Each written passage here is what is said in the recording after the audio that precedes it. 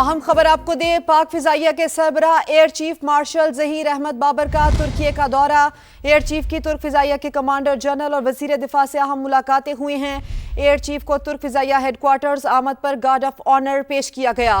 مشترکہ مشقوں، تربیتی پروگرامز، پیشہ ورانہ تبادلوں کو مزید فروغ دینے پر بھی گفتگو کی گئی۔ اہم دورہ، اہم خبر، پاک فضائیہ کے سربراہ air chief marshal Zaheer Ahmed Babar کا ترکی کا دورہ۔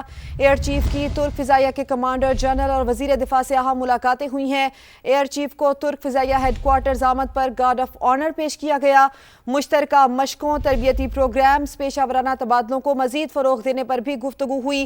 اس کے علاوہ دفاعی تعاون، ایروسپیس اور نئی ٹیکنالوجیز میں اشتراک بڑھانے پر بھی اتفاق کیا گیا ہے۔ اہم دورہ، اہم خبر جس سے متعلق ہم آپ کو آگاہ کر رہے ہیں، پاک فضائیہ کے سربراہ air chief marshal Zaheer Ahmed Babar نے ترکی کا دورہ کیا ہے اور اس موقع پر ان کو گارڈ آف آنر بھی پیش کیا گیا۔ ایئر چیف کی ترک فضائیہ کے کمانڈر جنرل اور وزیر دفاع سے اہم ملاقات ہوئی ہے۔ اہم ملاقات میں اہم معاملات پر گفتگو بھی کی گئی ہے، جبکہ ایئر چیف کو ترک فضائیہ ہیڈ کوارٹرز آمد پر گارڈ آف آنر بھی پیش کیا گیا۔ مشترکہ مشقوں، تربیتی پروگرامز، پیشہ ورانہ تبادلوں کو مزید فروغ دینے پر بھی اتفاق کیا گیا ہے۔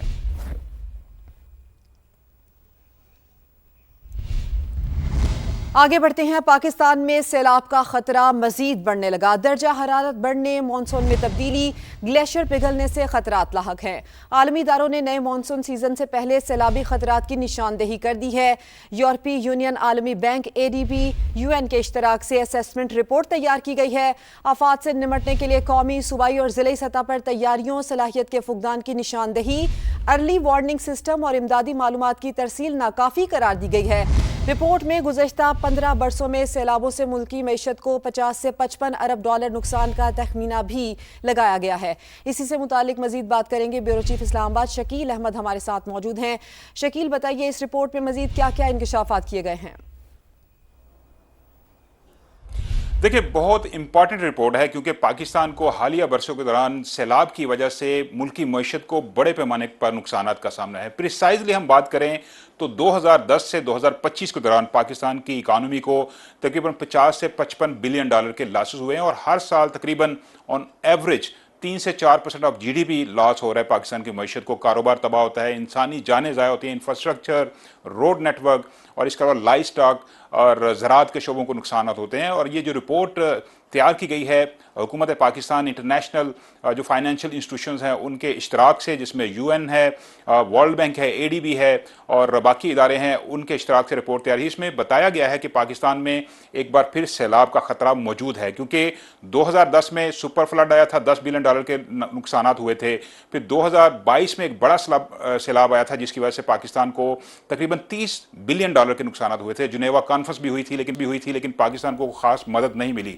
پچھلے سال بھی 2.9 ارب ڈالر کے لاسز پاکستان کو ہوئے ہیں۔ تو اب بھی خطرات موجود ہیں، اس رپورٹ کے اندر نشاندہی کی گئی ہے، کیونکہ موسمیاتی تبدیلی ہے، گلیشیئرز پگھل رہے ہیں اور اس کے علاوہ جو درجہ حرارت ہے وہ مسلسل بڑھ رہا ہے اور غیر یقینی کے حالات اس لیے ہیں کہ جو مونسون کا سیزن ہے اس کا کوئی آئیڈیا نہیں ہوتا۔ تو انٹرنیشنل جو فائنینشیل انسٹیٹیوشن ہیں وہ یہ کہہ رہے ہیں کہ تیاریاں کرنے کی ضرورت ہے، خاص طور پر وفاقی سطح پر، صوبائی سطح پر، ضلعی سطح پر، مقامی سطح پر ایک ہول آف گورنمنٹ اپروچ کی ضرورت ہے۔ اس میں فیڈرل گورنمنٹ، صوبائی حکومتیں، تمام ادارے جو ہیں وہ سیم پیج پہ ہوں گے تو پاکستان ان قدرتی آفات سے نمٹ سکے گا۔ ادروائز پاکستان کو ابھی بھی نقصانات کا خطرہ ہے۔ ایک اور اہم بات اس میں یہ کہی گئی ہے کہ پاکستان کا جو سیلاب یا قدرتی آفات سے نمٹنے کا جو میکانزم ہے وہ ٹھیک نہیں ہے۔ ایک ری ایکٹیو اپروچ ہوتی ہے، تو اس میں کہا گیا ہے کہ پرو ایکٹیو اپروچ ہونی چاہیے، پہلے سے انتظامات ہونے چاہیے، پہلے سے مالی وسائل جو ہیں وہ تیار کرنے چاہیے۔ ایک 2026 سے 2030 تک کی جو ڈیزاسٹر رسک فائنینشیل اسٹریٹجی ہے اس کی بھی بات کی گئی ہے۔ اگرچہ NDMA نے کچھ کام کیا ہے اس حوالے سے، لیکن فائنینشیل انسٹیٹیوشنز کہہ رہے ہیں کہ پاکستان کو ایک آرگنائز منظم قسم کا جو ہے اپنا پلان تیار کرنا ہوگا۔ IMF کے ساتھ بھی پاکستان نے 1.4 ارب ڈالر کا RSF کا یعنی موسمیاتی تبدیلی سے نمٹنے کا پروگرام سائن کیا ہے۔ پاکستان کو کوئی 42 کروڑ ڈالر مل بھی چکے ہیں، اس پر بھی کام جاری ہے۔ لیکن یہ رپورٹ الارمنگ ہے، ہر سال پاکستان کو ڈیزاسٹر کا سامنا کرنا پڑتا ہے، سیلاب آتے ہیں، بہت نقصانات ہوتے ہیں اور اب نیا مونسون سیزن شروع ہو رہا ہے، اس سے پہلے یہ رپورٹ کمپائل ہوئی ہے اور اب دیکھنا یہ ہے کہ حکومت پاکستان اس حوالے سے کیا اقدامات کرتی ہے۔ شکیل احمد، آپ ہمارے ساتھ اور ہمارے ساتھ موجود ہیں۔ جی جی شکیل. ہمارے ساتھ کاشف سالک صاحب بھی موجود ہیں، ریسرچ فیلو ہیں SDPI کے. ان سے میں جاننا چاہوں گا کہ یہ جو انٹرنیشنل فائنینشیل انسٹیٹیوشنز نے جو الارمنگ قسم کی رپورٹ تیار کی ہے اور اسیسمنٹ اپنی دی ہے، اس پہ وہ کیا کہیں گے اور کس طرح کا پاکستان کو اسٹریٹجی یا حکمت عملی اڈاپٹ کرنی چاہیے؟ کاشف صاحب. جی بہت شکریہ. میں یہ جو 2025 میں بھی جب سیلاب آیا تھا اس کے اندر بھی یہی بات کی گئی تھی کہ ہم لوگ تیاری کریں گے، لیکن آف کورس تیاری وہ اس لیول کی نہیں ہو سکی. لیکن IMF کی طرف سے بھی کلائمیٹ ریزیلینس فنڈ جو ہے اس کو اجرا کیا گیا. لیکن جو جہاں تک پلانس کی بات ہے، ہمارے پاس پلانس بہت اچھے ہیں. کلائمیٹ چینج پالیسی بھی ہے، اڈیپٹیشن پلانس بھی ہم نے بنائے ہوئے ہیں. لیکن جو مین کنسرن ہے وہ یہ ہے کہ وہ پلانس لوکلائز لیول پہ، جیسے ابھی اربن فلڈنگ اور خاص طور پہ بھی گلوفس، کیونکہ ناردرن ایریاز میں پاکستان میں جو ہمارے گلیشیئرز ہیں وہاں پہ ٹیمپریچر آپ کا انکریز کر رہا ہے، تو وہاں پہ گلوف جو glacier lake outburst floods جو ہیں، جو فلیش فلڈس ہیں، اس کا بہت زیادہ خطرہ ہے.